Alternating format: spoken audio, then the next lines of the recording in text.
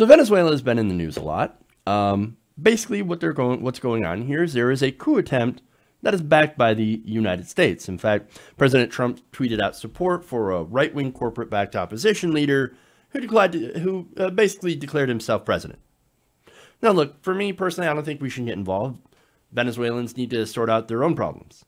That said, Venezuela has been used as a talking point for Republicans, for right-wingers, for quite some time. Now, during a discussion about immigration, of all things, Chris Cuomo decided to challenge that notion of Venezuela on his show. And you're not going to believe this, but I'm going to show it to you anyway. Take a look. There are reports that there are some...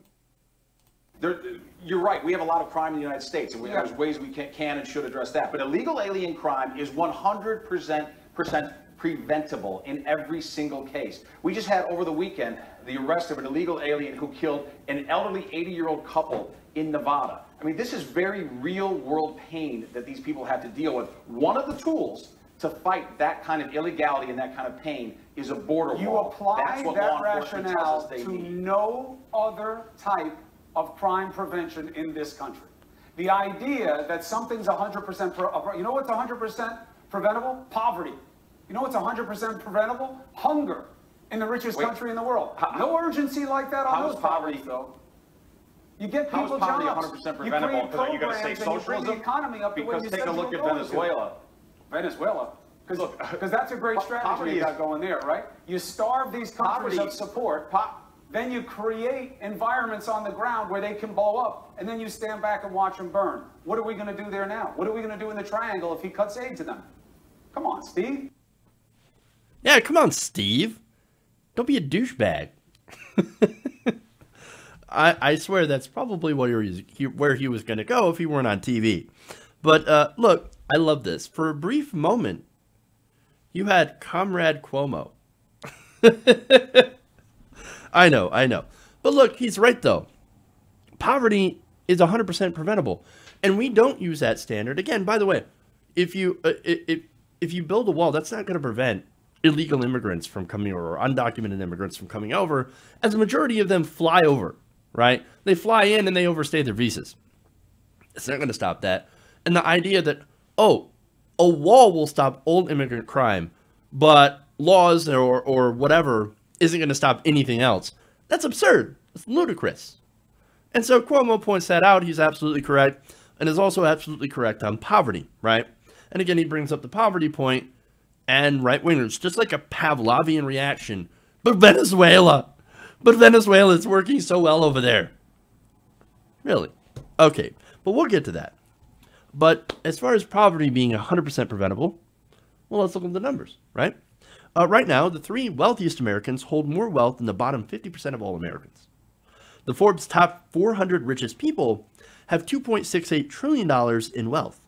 All of that money is hoarded to the top. You could actually redistribute that to every single American family and give them about $10,000. Now, that's not saying that we're going to do that, and I'm not even in favor of doing that, right? I am in favor of some redistribution via taxes and programs, but I'm saying that the money is actually there. You could alleviate poverty if you wanted to. And again, most families wouldn't actually need that $10,000.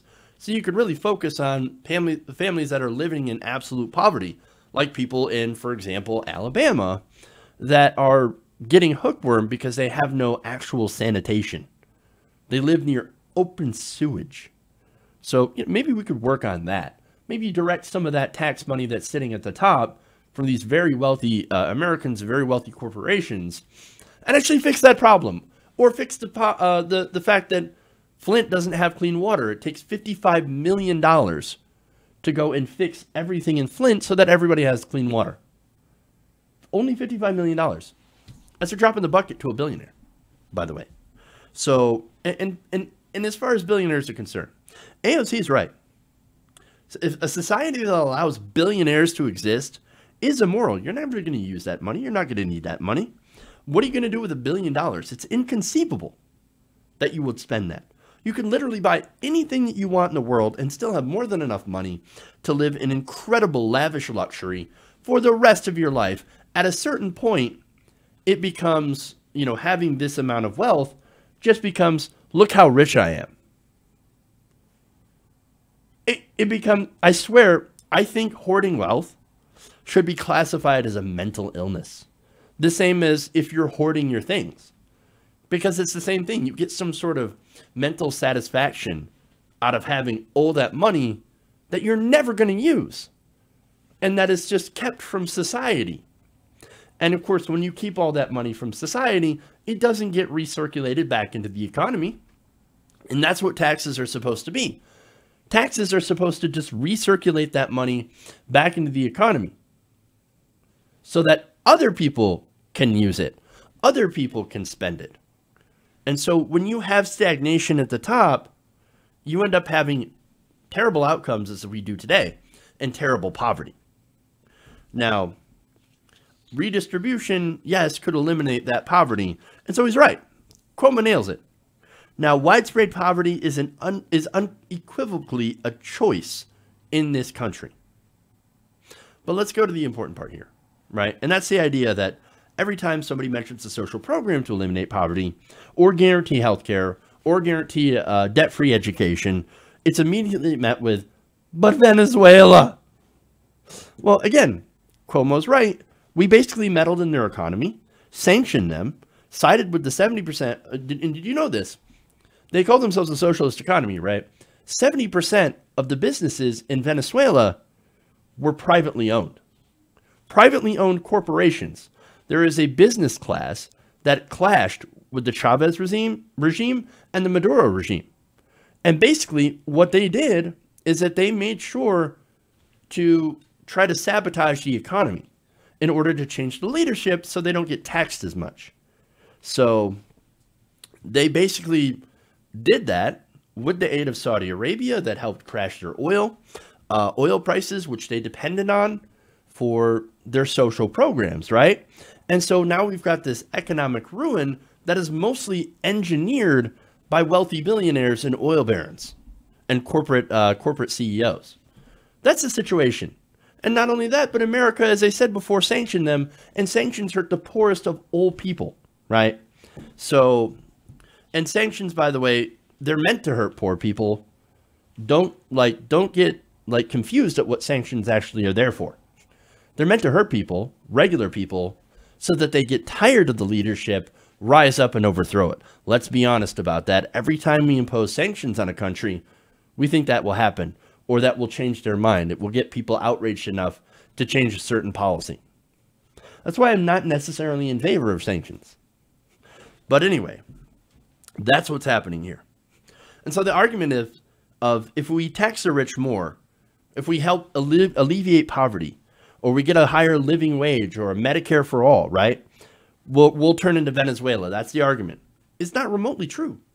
It is a scare tactic engineered by business leaders and right-wingers to keep more of their money from getting taxed and used to benefit society because of their pathology of money. Hey guys, hopefully you enjoyed that free video. Now I'm going to have to ask you a favor. Between the demonetization and the YouTube algorithm messing around with view counts, etc., we're having a hard time adjusting to the new YouTube reality, which is where you guys come in. See, we have a Patreon, patreon.com/TYTNation, set up to help us rely on you guys, the viewers, instead of big corporate ads. Look, you know the show. You know I'm not in favor of big corporations anyway. So help us transition away from relying on the ad model to pay the bills and sign up to be a patron, patreon.com/TYTNation. That goes a long way to help us keep the lights on. And you guys will know that you're supporting independent, progressive media.